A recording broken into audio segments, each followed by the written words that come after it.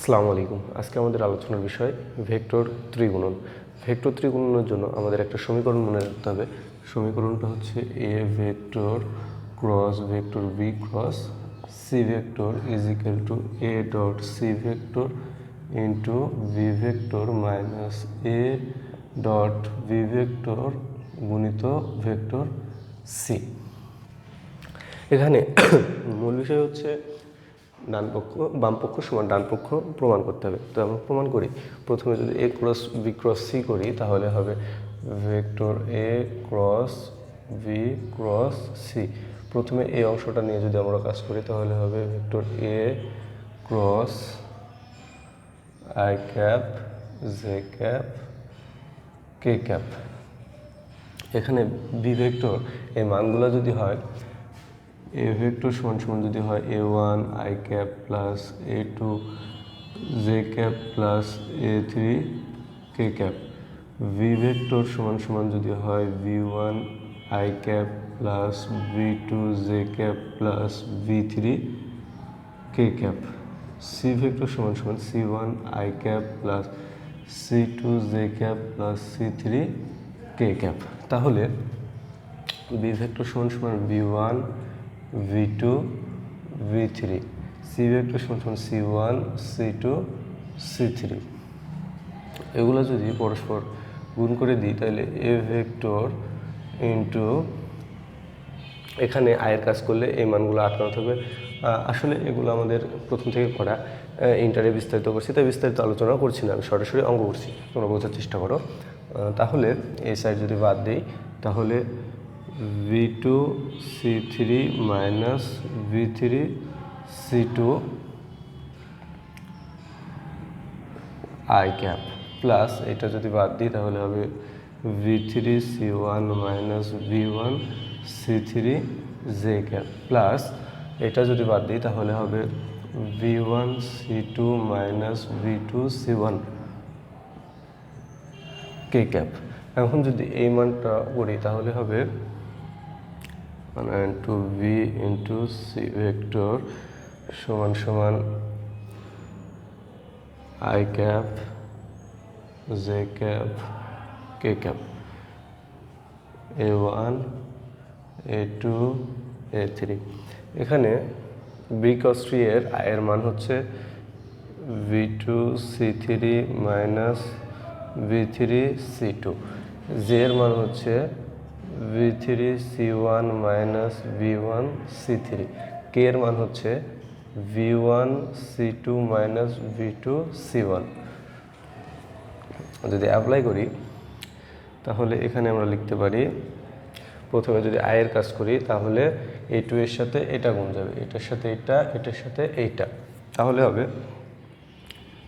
a2 v1 c2 minus v2 minus a2 v2 c1।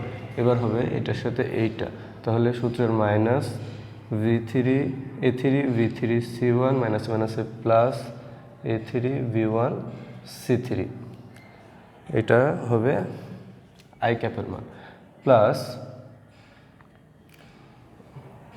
এবার J ক্যাপের নিয়ে কাজ করবো, তাহলে কাজ হবে এইটার সাথে এইটা, এটার সাথে এইটা, তাহলে লিখি a3 v2 c3 minus a3 v3 c2 minus এবার এটার সাথে এইটা, তাহলে a1 v1 c2 মাইনাসে মাইনাসে plus a1 v2 c1 J cap plus এবার কে ক্যাপ নিয়ে আমরা কাজ করবো, তাহলে এইটুকু বাদ, কাজ হবে এটার সাথে এইটা, তাহলে a2 v2 c3 minus a2 v3 c2, সূত্রের মাইনাস এটার সাথে এইটা, তাহলে a1 v3 c1 মাইনাস মাইনাসে মাইনাসে প্লাস a1 v1 c3 কে ক্যাপ। এই হচ্ছে এ ক্রস বি ক্রস সি এর মান। এরপরে আমরা প্রমাণ করব হচ্ছে এই রাশিটা। তাহলে এটা সমান কি পেলাম আমরা, LS A cross V cross C ভেক্টরের মান। ঠিক আছে, তাহলে উপরে 2 আমরা মুছাই দিই।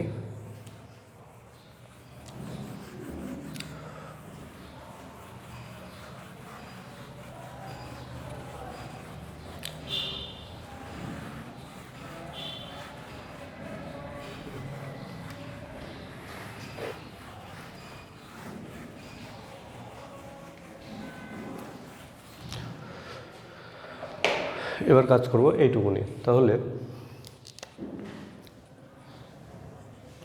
a vector dot vector c into vector v minus a vector dot vector v into vector c যদি করি তাহলে এটা আমরা লিখতে পারি এর সাথে যেহেতু গুণ অবস্থায় আছে তাহলে i ক্যাপ j ক্যাপ কেটে যাবে।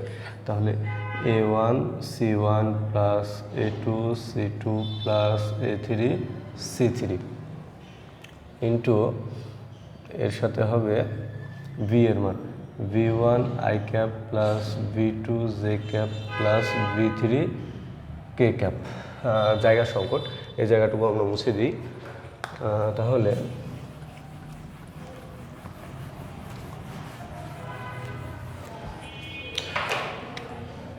Minus a1 v1 plus a2 v2 plus a3 v3 into c1 i cap plus c2 j cap plus c3 k cap.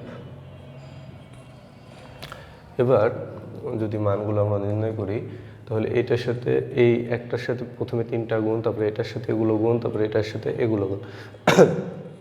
তাহলে a1 b1 c1 plus a2 v1 c2 plus a3 v1 c3 এটা হলো i ক্যাপের মান। আমাদের জায়গা সংকটের কারণে আমরা এই সাইডে করি মানগুলো পরপর। তাহলে plus a1 v2 c1 plus a2 v2 c2 plus a3 v2 c3 j cap plus a1 v3 c1 plus a2 v3 c2 plus a3 v3 c3 k cap. মাইনাসের মাইনাস দিলাম। এবার এইটাও সেম একইভাবে এটা যেভাবে করলাম এই মানগুলোও সেভাবে নির্ণয় করব। তাহলে হবে a1 b1 c1 plus a2 v2 c1 plus a3 v3 c1 i cap plus এবার c2 দিয়ে যদি করি তাহলে a1 b1 c2 plus a2 b2 c2 plus a3 b3 c2 j cap plus এবার c3 দিয়ে করলে a1 b1 c3 plus a2 b2 c3 plus a3 b3 c3 k cap. এখন আমরা একটা জিনিস করতে পারি, যেহেতু এই মান মাইনাস আছে এই সবগুলোর সাথে যদি অ্যাপ্লাই করে দিই আমরা তাহলে সবগুলো হয়ে যাবে মাইনাস, সবগুলা মাইনাস হয়ে যাবে।